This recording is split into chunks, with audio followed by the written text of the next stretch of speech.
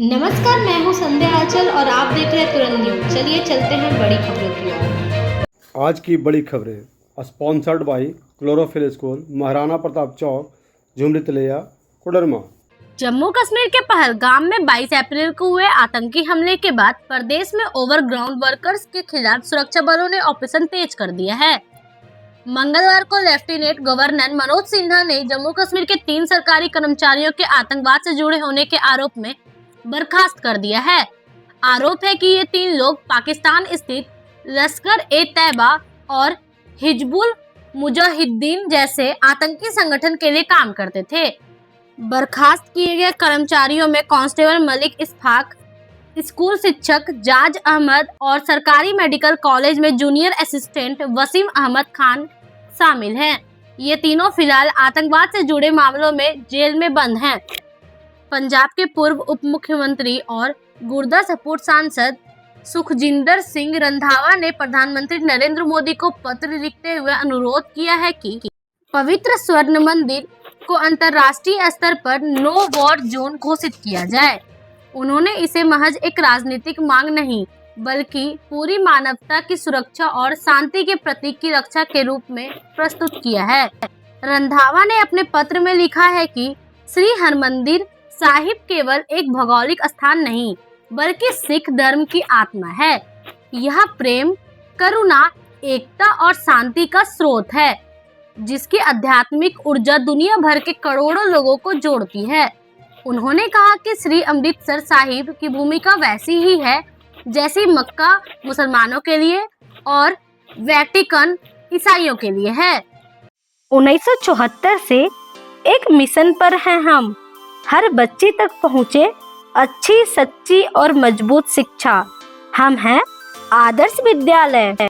यहाँ दिखावे का कोई स्थान नहीं है, यहाँ है तो सिर्फ एक सपना, हर बच्चे को दी जाए मजबूत बुनियादी शिक्षा जो बने उसका जीवन भर का आधार। हमारी कक्षाएं प्ले ग्रुप से लेकर 6ठी कक्षा तक है। स्थान महात्मा गांधी रोड, झुमरी तिलैया, कोडरमा। आज के समय में जहां शिक्षा बनती जा रही है सिर्फ एक कारोबार। संगठन सृजन अभियान के तहत कांग्रेस संगठन को मजबूत करने के उद्देश्य से भोपाल में बैठकें करने आए राहुल गांधी ने जाते जाते मध्य प्रदेश कांग्रेस के कुछ नेताओं को बीजेपी का एजेंट करार दिया है। राहुल गांधी ने किसी नेता का नाम तो नहीं लिया, लेकिन कहा कि हमारे कार्यकर्ता बीजेपी को हराना चाहते हैं मगर उनके हाथ बंधे हुए हैं। जिला और ब्लॉक अध्यक्षों को संबोधित करते हुए राहुल गांधी ने कहा, कांग्रेस की विचारधारा, कार्यकर्ताओं और नेताओं में कोई कमी नहीं है। इस कमरे में बीजेपी को हराने की प्रतिभाशाली समूह मौजूद है, लेकिन आपके हाथ बंधे हुए हैं। ऐसा क्यों? क्योंकि आपकी आवाज कांग्रेस के संगठन में ठीक से सुनाई नहीं देती। यह हमारी सेना है जो लड़ने और मरने के लिए तैयार है, लेकिन बीच में 2-3 लोग उल्टे सीधे बयान देते रहते हैं। मुंबई पुलिस ने एक ऐसे शातिर चोर को गिरफ्तार किया है जिसकी कहानी किसी फिल्मी स्क्रिप्ट से कम नहीं। नाम है रंजीत कुमार उर्फ मुन्ना, लेकिन काम ऐसा कि पुलिस भी चौंक गई। रंजीत चोरी करता था, लेकिन किसी आम चोर की तरह नहीं, बल्कि वह महिला बनकर सोसाइटीज में दाखिल होता, गहनों पर हाथ साफ करता और फिर चुपचाप गायब हो जाता। दरअसल मलार पुलिस ने बताया कि रंजीत महिलाओं की तरह कपड़े पहनता था, कभी साड़ी, कभी सलवार कमीज तो कभी बुर्का। चेहरा हमेशा दुपट्टा या घूंघट से ढका होता था। उसने महिलाओं की चाल ढाल तक सीख ली थी ताकि कोई उस पर शक न करे।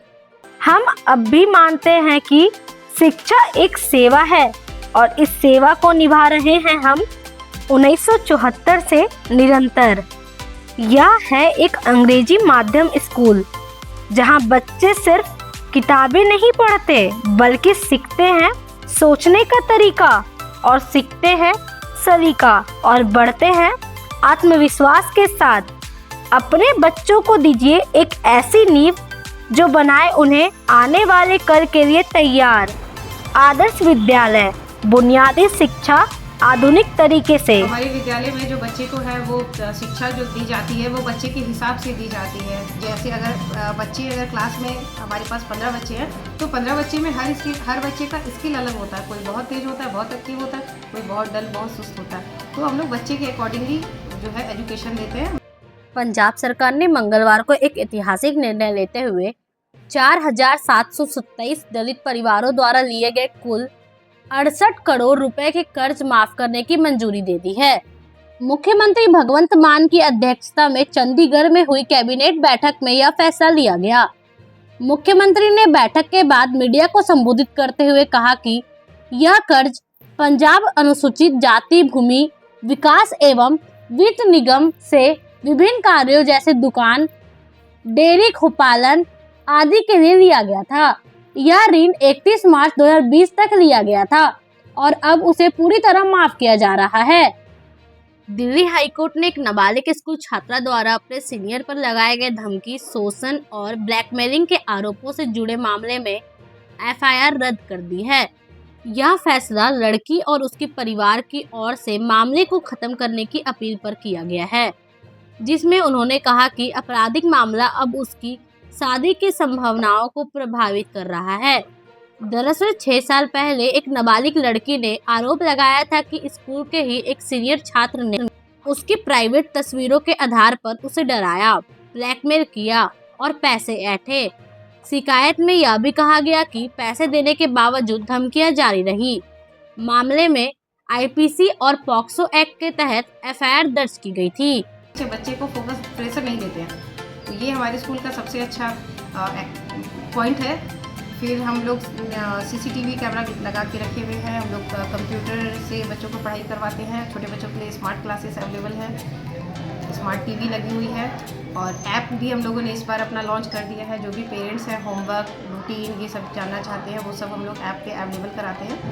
और बाकी आइए विज़िट कीजिए आप लोग स्कूल में। और स्कूल हमारा 50 साल से शहर में रन कर रहा है, तो कोई भी आदर्श विद्यालय कोई न्यू नेम नहीं है, सभी जानते हैं आदर्श विद्यालय के बारे में। शिक्षा की में बहुत ज़मीनी शिक्षा से जुड़े हुए हैं हम लोग और बहुत समय से हम लोग इस में फील्ड में वर्क कर रहे हैं। हम लोगों के विद्यालय में जो है बुनियादी शिक्षा दी जाती है ताकि बच्चे जो हैं अपने संस्कार से, अपने समाज से जुड़े रहें।